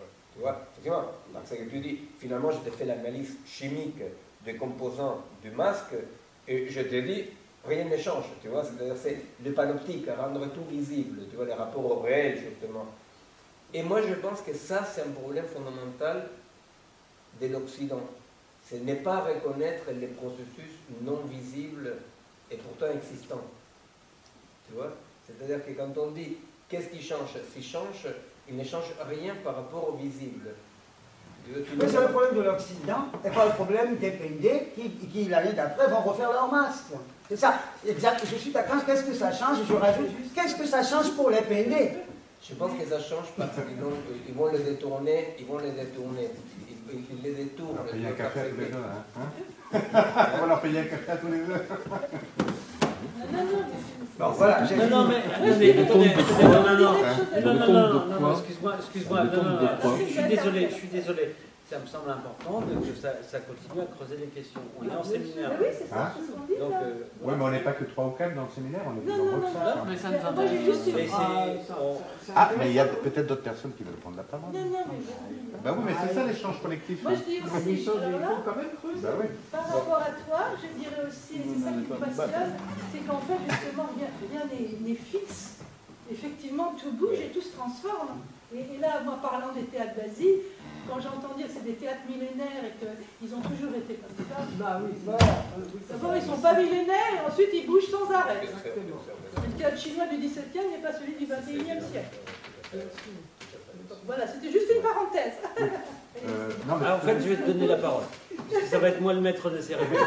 Eh bien, figure-toi que moi je vais donner la parole parce que je suis un gentleman, donc je te donne la parole. Moi, je voudrais dire une chose. Je voudrais parler de tradition d'une société plus occidentale et plus matérialiste qu'est l'Italie, où ils sont des rites qui ils sont des fêtes aussi toujours aujourd'hui, comme les carnavals, où de l'association construit des masques énormes de papier mâché, de chair que peut marcher dans la route, des chars qui marchent dans la route énorme avec un tracteur. Et ces chars de papier mâché, la tradition est que les carnavals, les rois de carnaval, quand les périodes de carnaval finissent, le roi périt, il doit être brûlé.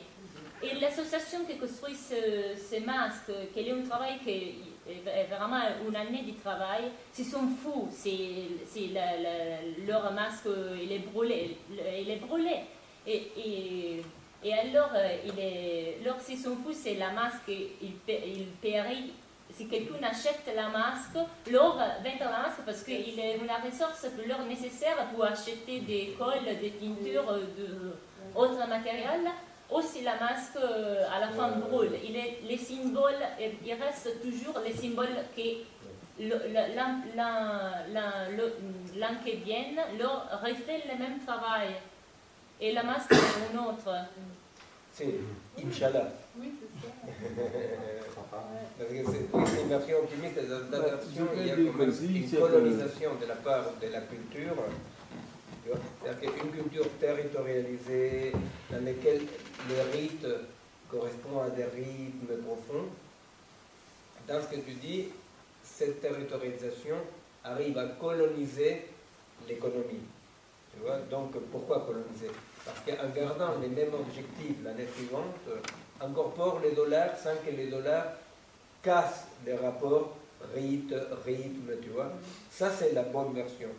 Le problème, c'est quel est le point de masse critique à partir de laquelle les dollars et la technologie, boum, déterritorialisent la chose. Tu vois. Mais effectivement, là, disons, c'est la version la meilleure, tu vois, dans laquelle, effectivement, quelque chose de territorialisé, dans lequel rite et rythme sont intimement liés dans l'évolution que tu parles, effectivement. Et quand même, les dollars sont incorporés, tu vois, sans détournement. Pardon, vas-y. Non, c'est lui. Oui. Je parle. Alors moi je vais essayer. Je fais vite. D'abord américain, non, nord-américain, c'est juste un petit point comme ça de formule, hein, par rapport à l'échange masqué et musclé que vous avez. États-Unien, alors, pour être plus précis. Ou états-unien, ouais, d'accord. Donc après, j'essaie d'attraper le fil depuis tout à l'heure là. Et moi, il y a un truc qui m'est dans l'exposé, je vais commencer tout à l'heure. Il y a un truc qui m'est resté, c'est le rapport au réel. C'est-à-dire que ce soit dans le théâtre chinois ou oriental, ou au lycée, ou dans le théâtre occidental, le rapport au réel. Parce que, et là c'est une question, est-ce que dans le théâtre, dans ce que tu as appris concernant le théâtre chinois, est-ce que c'est plus la forme? Est-ce que c'est plus, ou est-ce que c'est plus travailler des traditions, des choses quand... Il y a les deux, ouais. La forme et les traditions, et effectivement, il y a quand même une vision du monde qui est différente de nous. Ah, aussi, vous êtes d'accord que c'est contenu, non? Oui. Là, je voulais juste un point par rapport à ton problème, qui quand même remet aussi ce problème-là au cœur du débat, on n'est pas loin, hein. C'est cette fameuse patrimonialisation, pour employer le terme. Hein. J'ai réussi à le prononcer. Moi, ouais, c'est bien. Hein. Voilà, rentrer au patrimoine de l'UNESCO. c'est tout un problème parce qu'on dit que ces formes-là, pour les préserver, elles vont rentrer dans le patrimoine de l'UNESCO, donc c'est magnifique et tout, et d'autres protestent en disant ben oui, on les enferme, elles ne peuvent plus se transformer. Donc ça, bon, c'est un débat ouvert, hein. Voilà. Et oui. Moi, j'ajouterais une chose. En même temps, c'est bien parce qu'effectivement, moi aussi, j'ai vu des formes qui disparaissaient. Et je dirais, bon, on a même eu là en Inde, c'était même des Français qui sont allés là-bas et qui ont réussi à ce que des formes continuent d'exister et tout parce qu'elles disparaissaient. Voilà. Alors, non, c'est très délicat. Hein. Je pense qu'on est toujours au cœur du problème. Eh oui, Il faut creuser puisque le but c'est de trouver des parades. De commencer à réfléchir comment résister. Alors, donc, comment trouver des parades? Tu vois, dans le travail qu'on avait fait, qu'on a montré ici avec Angélique Delray sur la culture sourde, non? Les sourds qui ne veulent pas entendre, etc. C'est sûr qu'ils ne veulent pas entendre. Voilà. Vous avez vu le documentaire, non? Oui. Enfin, bon, d'accord. Bon, bref. La question c'est, les sourds, ils disent on ne veut pas être appareillés, nous on a une culture. Et alors la réponse postmoderne, comme ça, ils disent, mais non, au contraire, la langue sourde, la langue signe, elle est très belle. Et alors elle est enseignée dans les lycées. Et parallèlement, qu'il n'y a plus de sourds, parce qu'on les implante depuis l'âge de 6 mois, la langue des signes devient une sorte de truc tout à fait déterritorialisé auquel les entendants ont accès. Et c'est un peu ce que tu viens de dire, c'est-à-dire quand des Français viennent faire ressurgir des traditions, mais donc là c'est une question très importante parce que c'est ce que je disais tout à l'heure, les rapports qui existent entre des rythmes biologiques, écologiques, organiques, de la longue durée, et des rites. Est-ce qu'on peut imaginer des rites qui restent des rites s'ils sont vraiment décollés, non? Les dangers, jeter tout ce qu'il y a et incorporer des nouvelles trucs, mais sous contrainte qui en permanence disent pas tout est possible.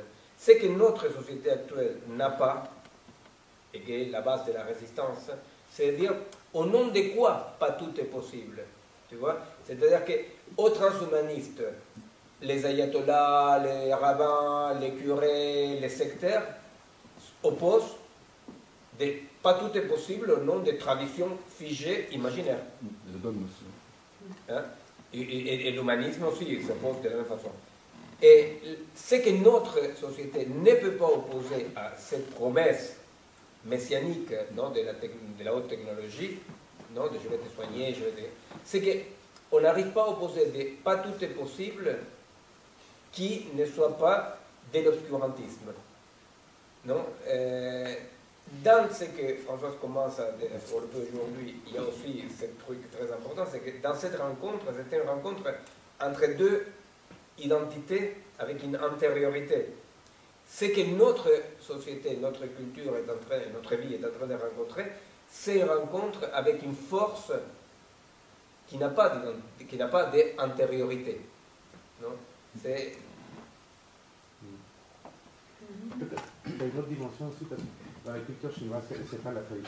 C'est ce qu'on appelait les cultures holistes, c'est communautaire, c'est pas culture individualiste comme la culture occidentale.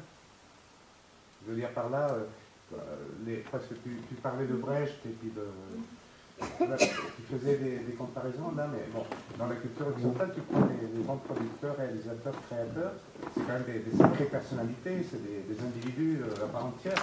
Il y en a aussi. Il y en a aussi. Oui, je pense qu'il y a, je vois ce que tu veux dire, comment l'individu est conçu, enfin, quelle place a l'individu dans la culture chinoise et du coup, comment traditionnellement, j'ai appris que c'était une culture communautaire, quoi, tu vois.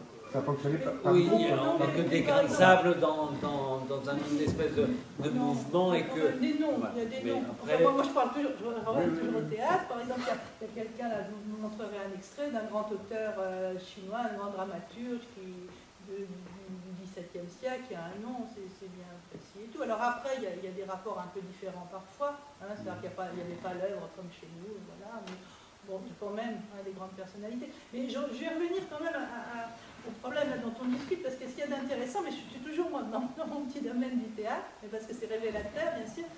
Effectivement, ce que tu disais, c'est quand les cultures se rencontrent. Et là, je vais reprendre un petit peu.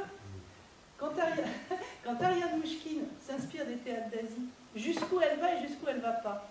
Quand Wu Xingguo s'est inspiré du roi Lear pour monter sa pièce, qu'est-ce qu'il a abandonné du roi Lear? Qu'est-ce qu'il a abandonné de sa culture et jusqu'où il n'allait pas abandonner quelque chose? C'est ça qui est passionnant. Je n'ai pas défini, hein. Mais c'est ça qu'il faudrait voir. C'est-à-dire, si on est Ariane Mouchkine, voilà, bon, je traite Shakespeare, là, je vais emprunter des éléments du théâtre japonais et autres, donc effectivement, ces personnages vont être effectivement des acteurs sur scène qui font bouger, qui vont avoir des gestes, qui vont être accompagnés de la musique et tout, mais qu'est-ce que je ne vais pas copier? Parce que ce qu'il y a de mauvais d'ailleurs, il faut le dire, enfin pour nous, mais ça aussi c'est toujours subjectif, mauvais, hein, toujours gênant, quand on voit des théâtres qui imitent trop une autre forme, bon là on n'a rien du tout, on dit bon d'accord. Bon, on est face à une forme muséale. Voilà, il y a quelque chose qui ne vit pas. Donc voilà, et c'est pour ça que j'avais tant aimé les Shakespeare montés au Théâtre du Soleil, et que j'ai tant aimé le roi Lear monté par Wu Xingguo. Et pourtant, il y avait, bien sûr, c'est de l'opéra chinois. La prochaine fois, je vous la vois, je vous le promets. Hein, voilà. C'est magnifique. En même temps, mais c'est aussi le roi Lear. Voilà, c'est sa folie, c'est tout. Et on le voit, il a beau faire un tour, il tomber l'acteur chinois sur le dos et tout. Et voilà, mais oui, c'est le roi Lear. Enfin, on ne se pose plus là. C'est ça qu'il y a d'intéressant. C'est pour ça que je repose ça, mais je n'ai pas encore la solution. C'est le roi Lear. Ou alors tu vas choper l'invariant. C'est le roi Lear. Tu vas choper ce que les anthropologues appellent les invariants culturels. Ouais, mais le problème en termes de forme artistique, c'est difficile à saisir. L'invariant en termes de forme artistique, c'est difficile. Oui, mais en même temps c'est juste, et puis ça dépend de l'époque, bien sûr, qu'est-ce qu'on peut tolérer. Peut-être que dans le théâtre aussi, il y a des invariants. Sûrement, il y a un mais madame, donc alors vous en êtes toute votre étude pour essayer de saisir jusqu'où il est allé à renoncer à sa culture et à apprendre de la culture de l'autre. Après, c'est ce que je vais vous définir. Ouais. Qu'est-ce qu'on appelle l'opéra chinois? C'est quand même un acteur qui chante, qui est accompagné de musique, hein, qu'on n'a pas comme fondamentaux dans notre théâtre, et qui là, effectivement, dans ce roi Lear, c'est-à-dire qu'il y a des moments où il parle, des moments où il chante, des moments où, effectivement, au niveau de sa gestuelle et de ses déplacements, on retrouve le propre de l'acteur chinois, et puis une musique, alors même la musique, là, il l'a un peu transformée, parce que c'est une musique entre la musique classique chinoise et la musique contemporaine, voilà. Il y a ces trois, alors je dirais, invariants, si on veut reprendre, le fait qu'effectivement, c'est un acteur avec une technique d'acteur chinois, qui à un moment chante, à un moment parle, et puis qui est accompagné de cette musique, voilà, ça bien sûr, oui. Et dans son jeu, bon, on voit bien que c'est un acteur chinois, et alors ce qui est merveilleux, bon, je vais arrêter là avec Wu Xingguo, mais par exemple, il représente le roi Lear, avec un magnifique costume, comme on trouve dans l'opéra chinois au début, ses costumes, ses grandes chaussures et tout, sa grande chevelure qui montre que c'est un personnage ancien, et puis alors là aussi quelque chose d'incroyable dans l'opéra chinois, à un moment, enfin il a divisé ça en 3 actes, il a revu, il a recomposé la pièce, il arrive et il enlève ce costume, et il dit, alors ça aussi, bon, j'arrête après, et il dit la phrase du roi Lear, qui suis-je? Et pendant qu'il enlève son costume et tout, il a là, qui suis-je? C'est lui, l'acteur chinois qui joue Shakespeare, c'est lui en plus, bon ça c'est autre chose, un acteur taïwanais à l'époque où on joue de l'opéra chinois avec tous les problèmes politiques que ça représente, enfin voilà. Donc c'est la phrase du roi Lear, mais qui est celui à différentes échelles. Donc c'est ça c'est, voilà. C'est un exemple. Et donc pour l'opéra chinois, alors c'est pareil, moi aussi j'ai discuté avec des gens là-bas à Taïwan, quel scandale, on a osé toucher à notre opéra chinois, on ne fait pas ça et tout.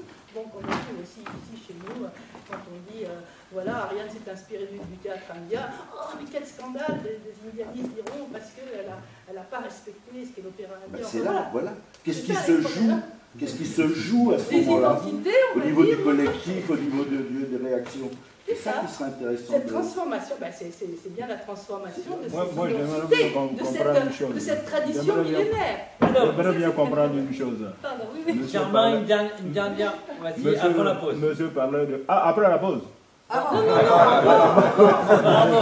tout de suite. Ça veut dire que tu vas être long alors.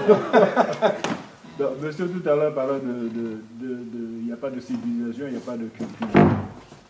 Hein? Non, il n'a pas dit ça, il a dû parler de tradition. Il n'y a pas de Bon, tradition. bon, Avant bon, la la tradition, c'est une culture. La tradition, c'est une culture. Bon, chez moi, on ne dit pas culture, on dit tradition. Bon, donc, quand ils disent que c'était une histoire de culture, lorsque le Chinois transforme le roi Li, il y en a qui sont scandalisés parce qu'il fait une représentation qui doit se projeter sur des Chinois. Bien sûr, on est tout à fait d'accord là-dessus. Hein. Voilà, donc je ne comprends pas qu'on puisse se scandaliser de ce service de sa tradition pour pouvoir représenter d'autres traditions qui fait qu'on pourrait éventuellement se connaître mieux et s'apprécier mieux ou se détester. Moi, sincèrement, Françoise ne me paye absolument aucune commission. Je vous conseille de lire son bouquin de dialogue. C'est très simple, c'est-à-dire, voilà, j'ai interviewé l'acteur. Justement, merci, parce que j'allais dire quelque chose et je l'ai perdu, mais je vais vous le dire tout de suite. À un moment, quand même, justement, pour répondre à la question, je l'ai interrogé, là, parce que c'est un acteur metteur en scène. Et je lui ai dit, mais quand même,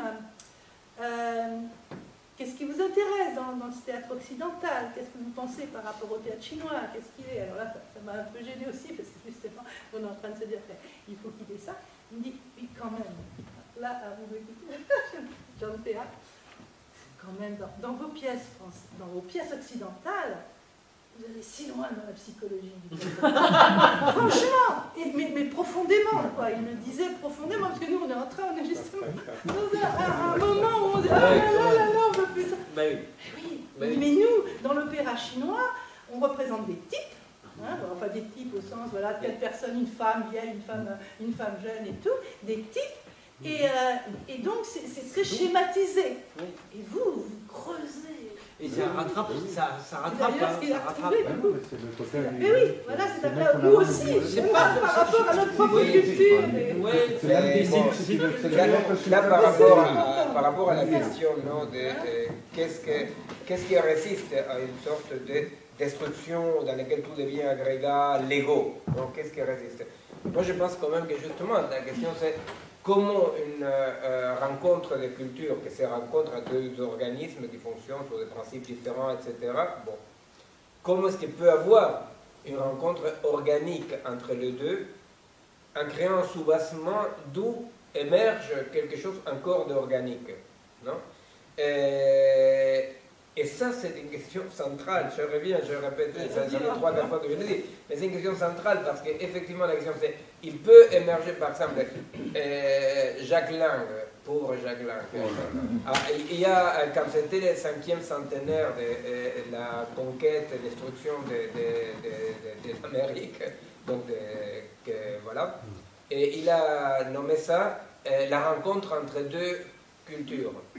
Bon, je vais bien, sauf qu'une culture arrivait avec une bulldozer et l'autre était en mobilette, vous voyez, c'est-à-dire, c'était les génocides les plus grands qui existaient jamais dans l'histoire de l'humanité, pourtant Dieu sait qu'il y en a eu des génocides.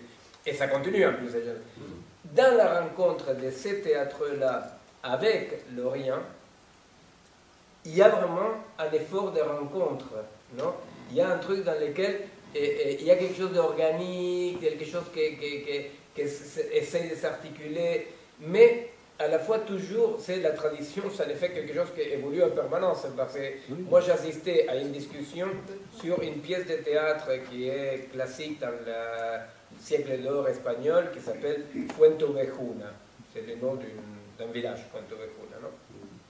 Alors, l'histoire, elle est très simple. Il y a un dictateur, un mec horrible, je ne sais pas quoi, qui vient dans notre pays, bon voilà, dans ce petit village, et un jour, les gens du village se révoltent et cibouillent les tyrans. Ils arrivent, les forces de répression, et ils torturent absolument tous les membres du village, pour savoir qui a tué les dictateurs. Et tout le monde répond, c'est Fuentovejuna, c'est le nom du village. Donc, tout le monde à la torture répond, c'est Fuentovejuna. Bon. Et j'ai assisté un peu halluciné à une interprétation de jeunes Français qui parlaient de qu'est-ce que ça évoquait Fuentovejuna, non? Et la plupart étaient d'accord que c'était une tristesse totale le fait qu'ils ne puissent pas avoir un sujet de l'acte. qu'il y avait une dissolution, qu'il n'y avait personne qui disait c'est moi qui fais l'acte. Bon. Vu d'un point de vue hispanique ou latino-américain, cette œuvre-là parle de quelque chose de magnifique parce que personne ne revendique l'acte, etc. Bon. Cette même discussion, il y a aujourd'hui, postmodernité oblige, parce que par exemple par rapport aux anciens membres de la résistance armée, il y a une discussion comme ça, mais comme ça, que je suis un des protagonistes, parce que je dis, c'est qu'on a participé de la résistance, de la lutte armée, on ne doit pas dire ce qu'on a fait personnellement. On doit dire, bon, notre groupe s'appelait les RPO, mettons Tupamaros, c'est Tupamaros qui l'a fait. C'est les RP qui l'a fait.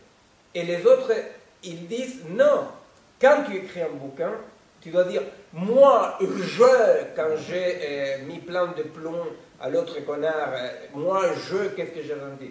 Je dis, non, d'abord, alors il croit que je ne vais pas écrire, j'ai mis plein de plomb à l'autre connard parce que j'ai problème judiciaire. Et non, c'est-à-dire parce que là, il y a une entité. Bon, ça, c'est pour dire quoi? C'est pour dire qu'il y a des contextualisations dans lesquelles les choses ne signifient jamais la même chose. C'est toujours un combat, en devenir une coévolution conflictuelle, n'est-ce pas? Et jamais rien ne signifie la même chose. Alors, comment organiquement les choses s'articulent ne renvoie jamais ni à toute lecture est possible, la polysémie totale, c'est pas possible, ni non plus à la bonne exégèse, n'est-ce pas? Et ça, effectivement, c'est au cœur de la question. C'est-à-dire, il n'y a pas ni une bonne exégèse, ni toute lecture est possible. Si toute lecture est possible, effectivement, alors là, les carottes sont cuites, et la bonne exégèse, ça donne des gens qui pensent, par exemple, non, pour être dans la putain d'actualité, croient que les Corans ordonnent d'égorger des gens, n'est-ce pas? Et donc, il y en a qui croient que le Coran les ordonne d'égorger. Il y a des crétins en face qui disent, tu vois, le Coran ordonne d'égorger, n'est-ce pas? Donc, c'est ça le problème. Entre toute interprétation... C'est pas loin de la... Oui, c'est ça. Oui, ou des galeries, c'est derrière les galeries. Il faudrait que je te dise la date. Oui, mais elle va arriver dimanche. Ah bon, bah donc je te mets un... Pas dimanche. Si, dimanche. Si, dimanche. Elle va pas te garder, c'est quand même... Je n'ai pas encore vu. Tu vois, je buvais, là, de temps en temps, ça peut m'arriver. Parce que tu me parles de vin et tout ça, moi je sais pas. Voilà, je préfère dire ça me plaît, parce que... Non, pourquoi tu penses qu'en... Il y en a. Oui, mais moi non. Mais moi, il y a un moment, je fais pire. C'est parce que je bois trop que je suis noir.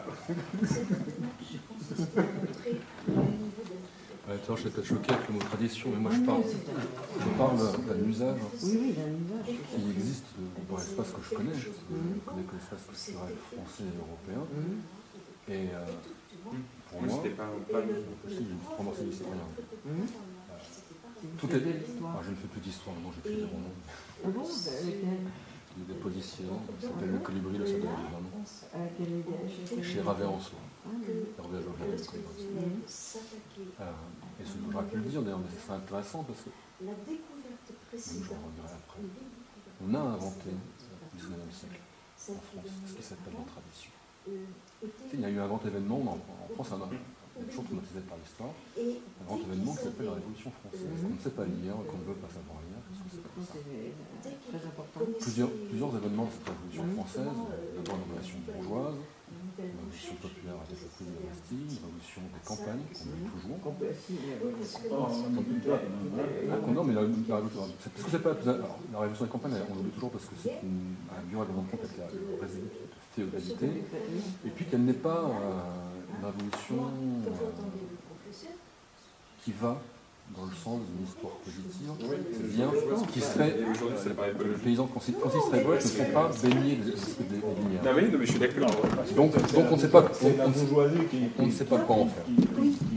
Alors que merci d'être à nouveau si nombreux sur ce deuxième mi-temps pour le séminaire.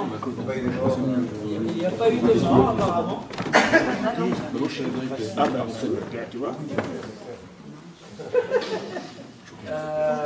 Avant qu'on écoute une proposition de Kossi là sur une chronique, Miguel voudrait un petit peu revenir sur la question de l'individu. Oui, non, je voulais juste dire une chose parce que c'était le thème qui était resté comme thème de continuation à partir de la dernière fois et qui s'articule avec ce que François est en train de dire. D'un certain point de vue, la dernière fois, il y a quelqu'un qui a dit ce qui est dit très souvent un peu partout, quand on parle de la haute technologie, du monde digitalisé, etc. Quelqu'un a dit la phrase qu'elle dit toujours, mais c'est tout à fait légitime, qui dit « mais finalement, on n'a qu'à débrancher la machine ». Non ? Et chose qui est une phrase très lourde, parce que finalement, ça implique, pour débrancher la machine, ça implique quand même qu'il y ait quand même des êtres humains non hybridés, qui vraiment, la machine soit tout à fait l'autre de l'humain, n'est-ce pas? Et donc, ça, c'est le sujet à partir duquel je pensais continuer, non? Qui est articulé par rapport à ce que dit François aujourd'hui, d'un certain point de vue, qu'est-ce qui a une antériorité et une intentionnalité? Qu'est-ce qui peut agir? Vous comprenez? C'est-à-dire, qu'est-ce qui agit? Qu'est-ce qui peut agir et qui n'est pas entièrement surdéterminé? Non? Et dans ce que François nous présente aujourd'hui, effectivement, c'est la rencontre entre deux principes organiques qui ont une antériorité, une intentionnalité, une histoire, une évolution. Dans le cas de la machine, effectivement, cette rencontre, comme je le disais tout à l'heure, c'est la rencontre entre de l'organique, culturel, biologique, écosystème, etc., et de pur inorganique. Non? Mais là où je pensais continuer la prochaine fois, mais je pense que c'est intéressant de juste vous dire la phrase que j'avais pris de Leibniz pour continuer, non? Vous verrez l'articulation après, j'espère. C'est par rapport à cette idée de quand on dit mais il faudrait qu'un homme, non, débranche la machine, on est en train de présupposer quelque chose de tout à fait occidentalocentriste, c'est qu'il y a des hommes libres, vous voyez, c'est la science-fiction, le mec à poil qui finit par débrancher la machine, casser la machine, et l'homme triomphe. Bon. Et alors, c'est un présupposé qu'apparemment les machines mettent en cause. Et à vrai dire, non, je vais juste citer la phrase de Leibniz sur laquelle je voudrais qu'on continue après, non, la prochaine fois. Et à vrai dire, la question de que l'homme est un sujet libre, etc., mis à part être un peu les récits, l'imaginaire, un peu irrationnel, la métaphysique de l'Occident, n'a pas été du tout questionné seulement par la machine intelligente, etc. Elle a été toujours questionnée, même au cœur de l'Occident, par au moins deux des plus grands philosophes occidentaux, qui sont Leibniz et Spinoza, effectivement critiques de Descartes et Kant. Non? Mais c'est l'Occident quand même. Alors qu'est-ce qu'il dit Leibniz? Je pensais qu'on commençait avec cette phrase tout à fait provocante pour des oreilles chastement occidentales, et qui quand même, c'est très compliqué pour les profs de philo, quand ils disent cette phrase-là, ça ne plaît pas aux élèves. Bon, alors il dit, la nécessité du péché futur de Judas a précédé l'existence de Judas. Elle n'est donc pas née de la volonté de Judas. Non? Je répète, la nécessité, c'est-à-dire qu'il dit, pourquoi tu raison? L'obligation. Bon. Et la nécessité de que Nicolas rit a précédé la naissance même de Nicolas, c'est pas fruit de sa volonté. Et alors, effectivement, la nécessité du péché, alors qu'est-ce que ça signifie? c'est là où sont des concepts très importants pour comprendre l'organicité, la culture, les vivants, que Leibniz nous donne, que moi je m'en sers beaucoup dans tous les cas, qui est cette différence entre les possibles pour une culture, les possibles pour autre culture, qui sont limités pour les compossibles, non, comme sous-ensemble. Hein. Les compossibles, c'est ce qui est possible en théorie, mais qui n'est pas compossible en pratique. Comment ça, les compossibles? Hein? Possible en même temps. Les compossibles, c'est vrai. Et alors, effectivement, c'est que Leibniz va dire, bon, dans les essences, oui, ils ne sont pas compossibles en même temps. En même temps, et tu ne peux pas passer à l'existence. C'est ça, qui ne peut pas advenir à l'existence, ce n'est pas possible. Non, vous prenez n'importe quel exemple, c'est-à-dire la paix universelle est analytiquement possible, ne peut pas, existentiellement, ne peut pas exister. Alors pourquoi? Bien parce que les compossibles sont un sous-ensemble, les compossibles biologiques, par exemple, ou culturels, sont un sous-ensemble des possibles théoriques, mais à la fois, la culture et le biologique a des possibles qui ne sont pas compossibles pour la théorie. Vous comprenez? C'est-à-dire c'est dans les deux sens.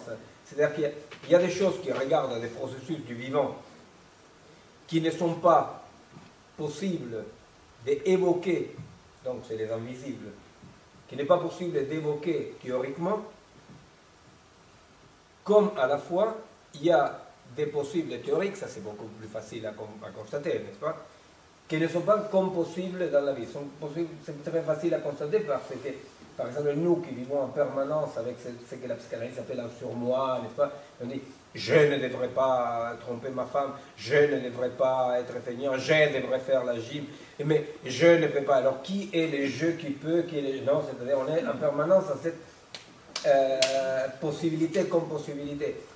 Dans ce sens-là, c'est très facile à voir, c'est-à-dire toutes les conneries qu'on dit en septembre qu'on va faire, hein, la gym, etc., et qu'après, en juillet, on s'est rendu compte qu'on n'a pas fait, et c'est très facile à constater. Ce qui est, pour notre époque, est presque impossible de tenir en compte, c'est les possibles organiques, non, les rythmes, là, qui ne sont pas compossibles, donc ne sont pas exprimables dans la théorie ou dans les rythmes. C'est-à-dire qu'il y a un noyau d'ineffable, d'invisible, qui n'est pas irrationnel, au contraire. Aujourd'hui, d'un point de vue scientifique, les travaux qu'on fait avec les différents chercheurs, etc., épistémologues, c'est comment est-ce que nous pouvons travailler dans une modélisation scientifique qui tient compte de quelque chose qui n'est pas représentable. Mais là-dedans, qu'est-ce qu'il dit Leibniz? Et là, après, vous verrez les liens, j'espère. Qu'est-ce qu'il dit Leibniz? Leibniz dit, c'est possible de penser en Judas nos pécheurs. Alors là, l'Occident, il dit, ah, c'est possible, n'est-ce pas? Donc, on va faire que Judas ne pêche pas. Mais ce n'est pas compossible. Vous voyez, ce n'est pas compossible avec ce qu'il appelle, je m'excuse comme toi pour l'essence, non, comme tu t'es excusé pour la quintessence, ce n'est pas possible pour ce qui est Judas, vous comprenez? Et ça, effectivement, quand on dit si ça serait possible de débrancher la machine, les gestes, par exemple, non, les gestes de débrancher la machine est possible, mais pour une culture hybridée à tel point avec la technique, avec la technologie, c'est pas compossible. C'est réellement que c'est pas compossible. Bon. Alors, et du coup, comment on se fabrique les compossibles? Comment on élargit les compossibles? Ceci. Ah, alors, petite chronique de la vie moderne. C'est le lien avec ce qui se raconte ici. Ces liens sont des liens de type spectral. Donc, s'il y a une logique, je fais confiance à votre sagacité pour l'établir. première chronique se déroule sur la scène de l'art, et en particulier d'une forme qui s'appelle le bio-art. Je crois que les connexions commencent à se faire. Un collectif qui s'appelle le collectif Art Objet Orienté, qui propose, donc composé de deux artistes, Mangin et Laval-Jantet, qui proposent une œuvre appelée May the Horse Live in Me. Quelqu'un peut traduire May the Horse Live in Me. Et qu'est-ce que c'est? Un des artistes. Que le cheval puisse vivre en moi. Que le cheval puisse vivre en moi. Merci, l'artiste se fait transfuser du sang de cheval. On parle d'hybridation. L'artiste se fait transfuser du sang de cheval. L'opération dure 1h15 et est filmée. Voilà le commencement de l'œuvre. Fin de l'œuvre, l'artiste à quatre pattes, avec des sabots, fait quelque chose, marche ou danse, ou en tout cas est en mouvement. Fin de l'œuvre. Les artistes qui font cette proposition, le collectif, nous dit qu'ils explorent les limites de la conscience incarnée. Alors, j'ai écouté une émission où un des artistes est intervenu, et il disait, parce que je cherchais à voir l'œuvre, je pense que voir une vidéo où quelqu'un se fait transfuser du sang, sans qu'on me précise que c'est du sang de cheval, je n'entre encore dans rien. De toute façon, il meurt. Hein.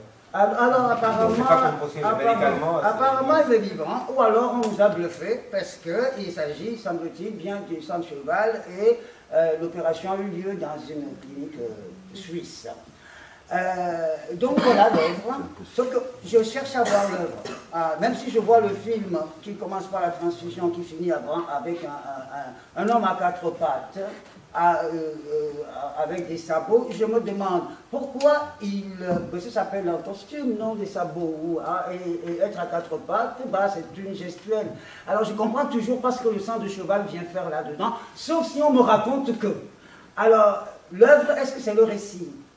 Je ne sais pas, voilà, je pose juste la question, où est l'œuvre?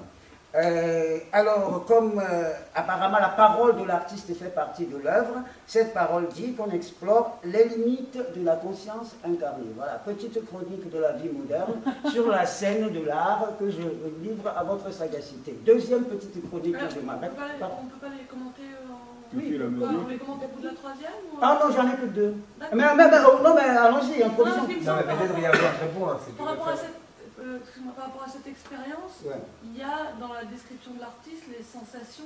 Ah oui, pardon. Dans l'émission que j'ai écoutée, effectivement, l'artiste, alors, c'est pas celui qui s'est fait transfuser, mais son comparse, qui raconte, tout mon souvenir est exact, qu'il a eu des troubles du sommeil, qu'il a eu des angoisses qu'il n'avait pas auparavant, et d'autres difficultés à exister comme il existait avant la transfusion. Donc je cherche toujours l'œuvre. Elle, oui. Bon, ouais. Marion, c'est ça. Hein. Alors, voilà, je cherche toujours l'œuvre. Maintenant, on peut... Voilà, il y a le film, la performance, et puis le blabla autour, et les angoisses vécues par la personne qui s'est fait transfuser. Avec le sang du cheval. Le but, c'est les limites de la conscience incarnée, c'est explorer ça.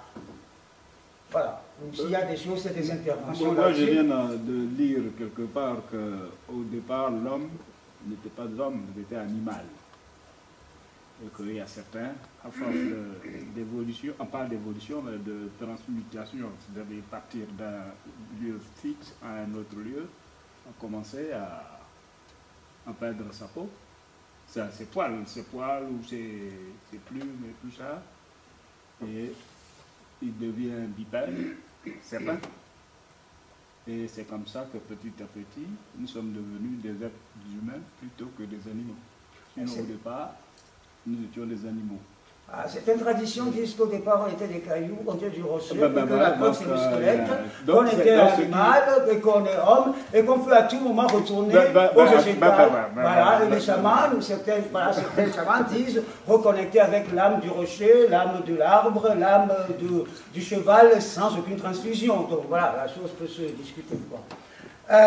Deuxième petite chronique sur la scène de la vie quotidienne, ça se passe dans un supermarché, un centre commercial. Filmé avec l'esthétique de reality show, on voit un couple en émoi, l'homme offrant une bague de mariage en public à sa fiancée, une petite foule émue, et on comprend. J'ai un ami autrefois d'un Vietnamien vivant en France depuis les années 40, qui avait laissé au Vietnam sa famille et qui est reparti 50 ans après.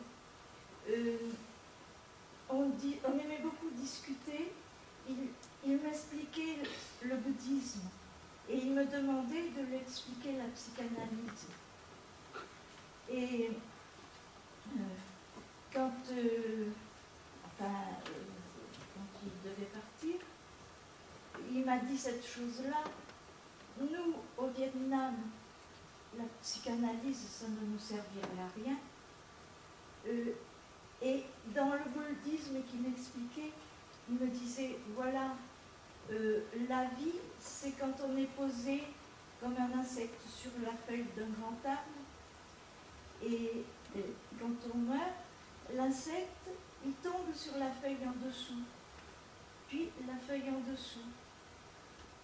Et puis, moi, je parlais de la psychanalyse parce que j'avais des gros problèmes d'inconscient qui dataient de 6 générations. C'est-à-dire que je me rendais compte que je ne faisais pas souvent ce que je voulais vraiment faire. Je voulais faire quelque chose et je faisais autre chose.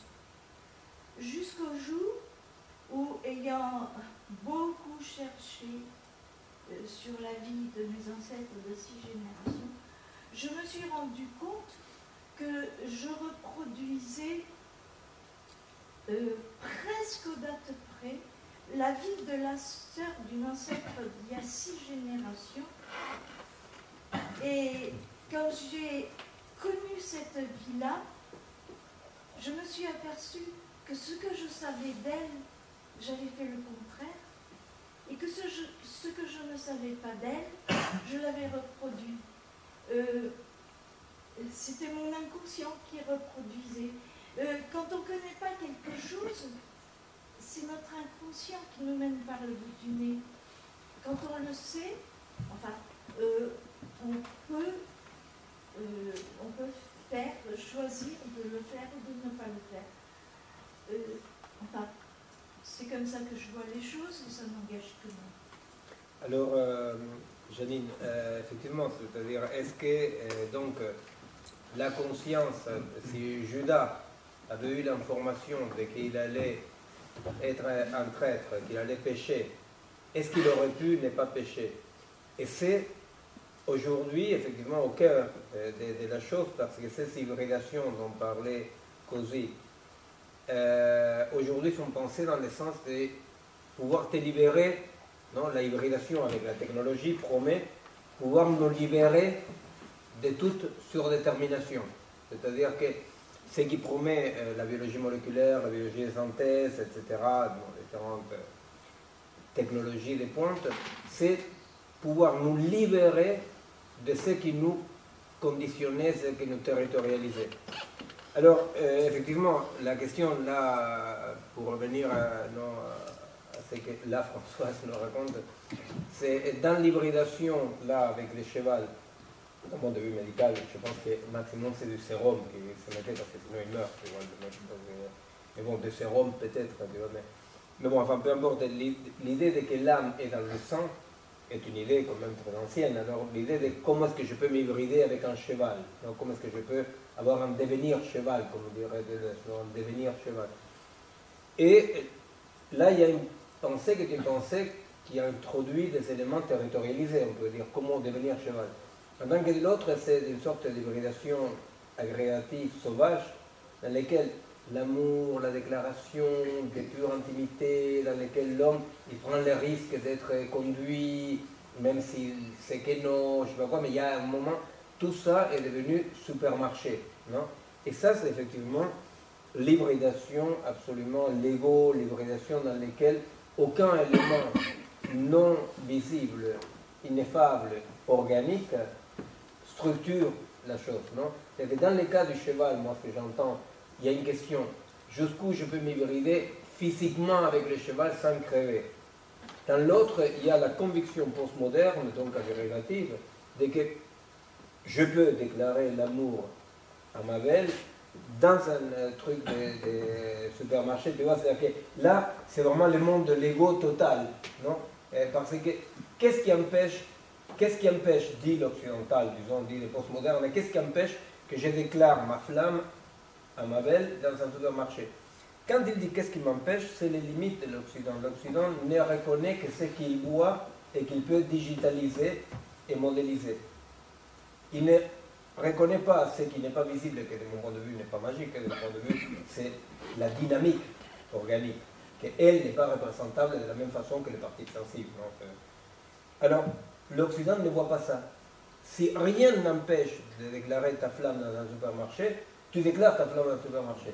Et notre culture n'est pas capable de dire rationnellement quels sont les éléments structurants, présents, mais non représentables, qui font que là, il ne s'agit plus d'amour, tu vois, que le devenir, tu n'as pas besoin de le voir, parce que c'est sûr que c'est une merde, parce que de toute façon, rien de bon peut émerger de là, parce qu'il y a quelque chose de frôleté au départ. Et ça, notre culture ne peut pas dire ça. Pourquoi est-ce que... Oui.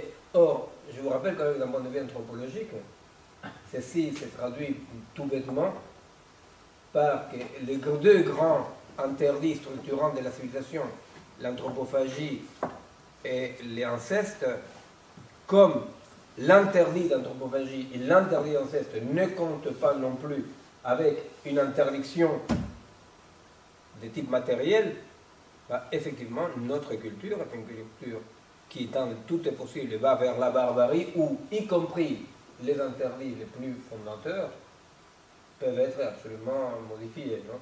Alors voilà, j'ai fait la transition avec François parce que par rapport à une hybridation dans laquelle on n'est pas dans le tout est possible. Non? Oui, oui, bien sûr. Nous allons revenir à nos petits théâtres d'Asie. C'est très bien, merci. On n'avait pas fait exprès, hein, on ne s'était pas donné là, voilà. Mais donc, là, je vais vous présenter quelques extraits. Et alors, c'est super, parce que les extraits que je vais présenter, ce sont deux personnages qui se déclarent leur flamme. Alors, tu vois, vraiment, il y avait quelque chose qui existait au-dessus de nous. C'est évident, c'est évident. Voilà, donc c'était pour vous présenter un petit peu ces fameux théâtres. Bon, là, Artaud, j'en parlerai une autre fois, parce que là, je pense que ça va être très rapide et tout, mais je dirais juste quelques mots.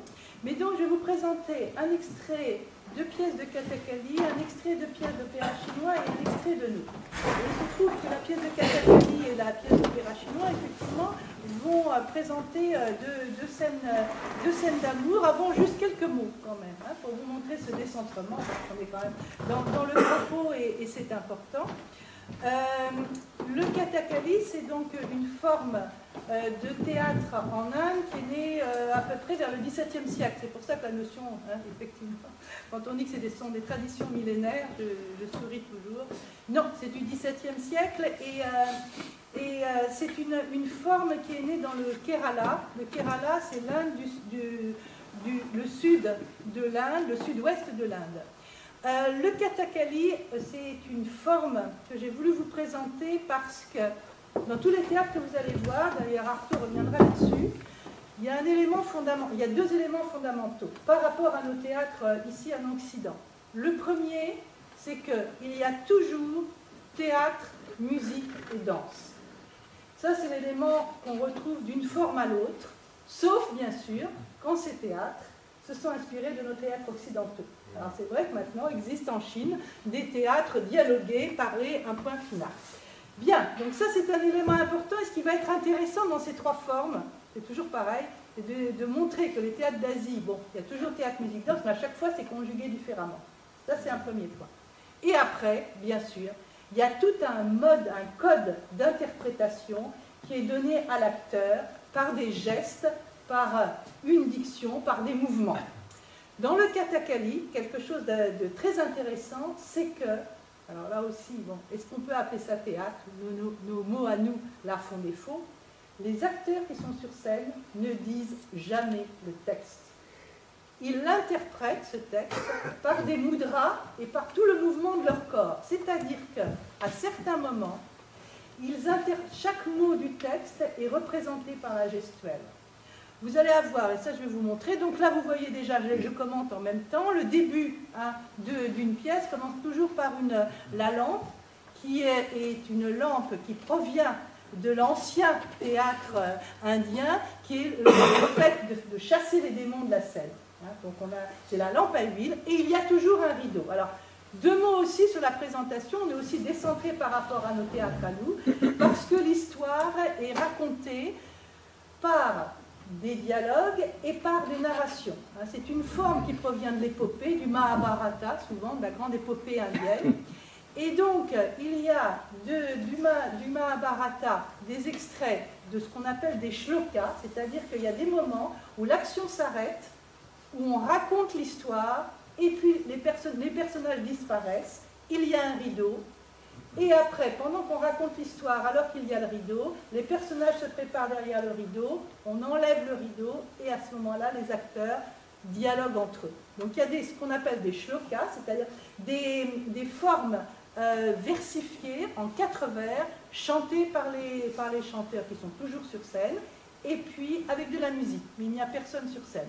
Arrivent après les acteurs qui dialoguent. Alors un dialogue là aussi très sommaire par rapport à nos formes. Ce qui a fait dire d'ailleurs que eux, les théâtres d'Asie, avaient l'art de l'acteur, que nous, on avait le texte.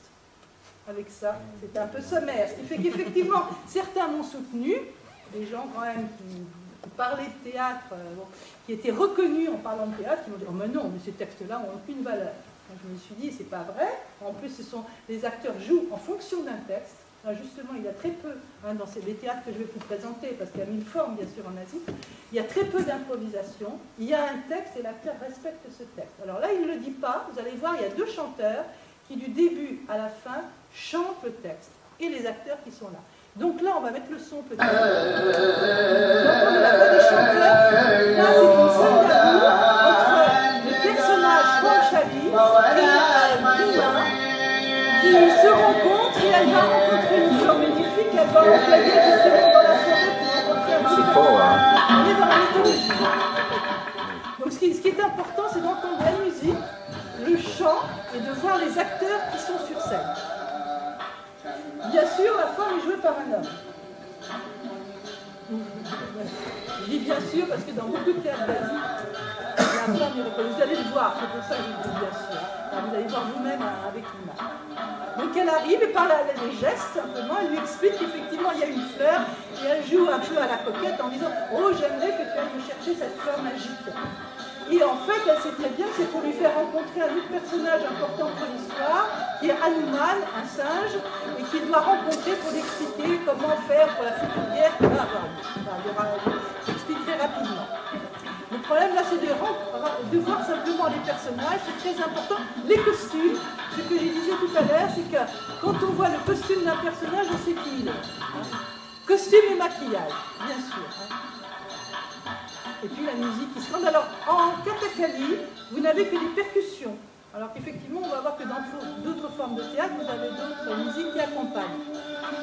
Quand l'auteur écrit son texte, à un moment, il se dit quel rythme vais-je mettre par rapport à ce texte. Donc c'est lui-même qui définit les musiques qui doivent accompagner son texte.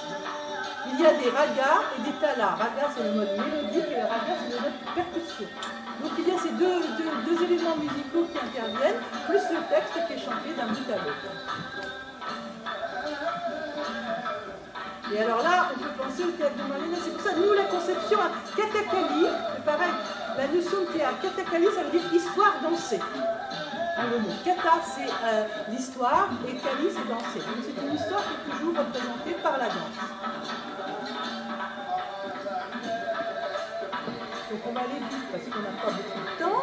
Donc là, vous avez vu un petit extrait du Kathakali. C'est toujours des histoires de dieux, donc du Mahabharata, bien sûr, et des grandes épopées. Maintenant, alors on va aller voir l'opéra chinois. Là, vous avez une pièce, justement, enfin, une des pièces les plus célèbres de l'opéra chinois, qui est venue d'ailleurs, et ça j'étais contente de la voir, qui s'appelle le Pavillon Pivoine et qui a été représentée dans le cadre du Festival d'automne à Paris en 1999. Et dans ce pavillon au pivoine, donc une célèbre pièce, sinon j'ai le DVD, on peut peut-être le mettre. Voilà, je l'ai traduit parce que c'est traduit en français, donc c'est quand même plus agréable aussi de comprendre.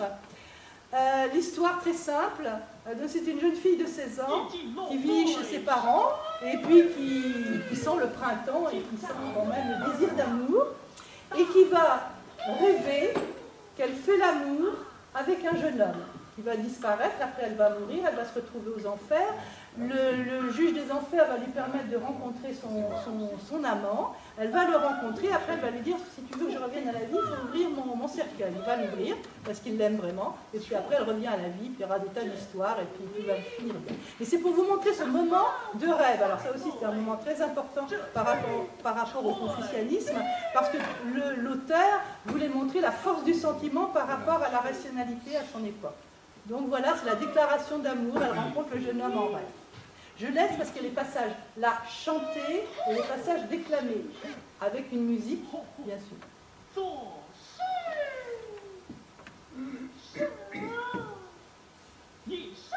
Le poème, c'était vraiment quand un jeune homme rencontrait une jeune fille, pour montrer qu'elle était de bonne famille, elle se devait de déclamer un poème à leur première rencontre.